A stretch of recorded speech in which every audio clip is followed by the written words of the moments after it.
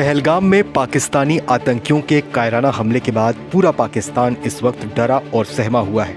आज सुबह ही रक्षा मंत्री राजनाथ सिंह और सेना प्रमुख की मीटिंग हुई और बाद में रक्षा मंत्री और पीएम मोदी के बीच बैठक हुई। ऐसे में भारत की तैयारियों को देख पाकिस्तान को अब ये लगने लगा है कि भारत जरूर कुछ बड़े एक्शन की तैयारी में है। पाकिस्तान के कब्जे वाले कश्मीर में या तो आतंकी भागने लगे हैं या फिर उन्हें पाकिस्तानी सेना और आईएसआई अंडरग्राउंड कर रही है।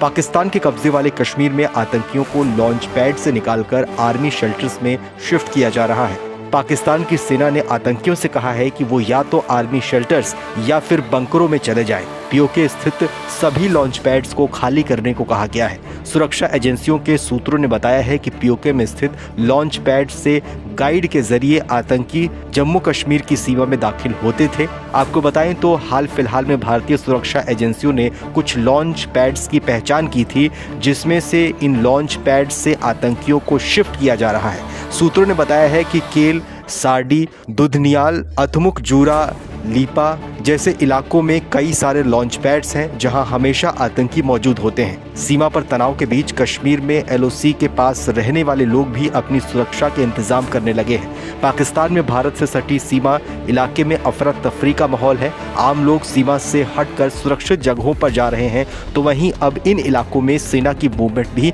तेज हो गई है। नियंत्रण रेखा कुपवाड़ा के केरन, माछिल, तंगधार क्षेत्रों में रहने वाले लोगों में डर का माहौल है, क्योंकि पहलगाम हमले के बाद गोलीबारी की घटनाएं फिर से आम हो गई हैं। अपनी सुरक्षा के लिए लोग अब बम शेल्टर्स को खोल रहे हैं और उनकी सफाई कर रहे हैं, ताकि हालत बिगड़ने पर लोग अपनी जान बचा सके। पाकिस्तान पिछले कुछ हफ्तों से जम्मू कश्मीर में सीज फायर का उल्लंघन कर रहा है और पहलगाम हमले के बाद पाकिस्तान की ओर से ये उल्लंघन आम हो गया है।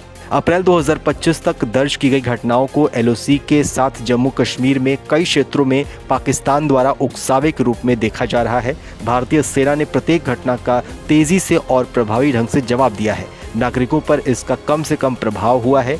पीएम मोदी ने पहलगाम हमले के बाद पाकिस्तान को सीधी चेतावनी देते हुए कहा था कि इस हमले में शामिल आतंकियों को किसी भी कीमत पर बख्शा नहीं जाएगा, चाहे वो जहां भी हो, उन्हें उनकी सोच से भी भयानक सजा मिलेगी। पीएम मोदी की चेतावनी और भारत के एक के बाद एक एक्शन से पाकिस्तान ये तो समझ गया है कि आने वाले समय में भारत कुछ बड़ा करेगा।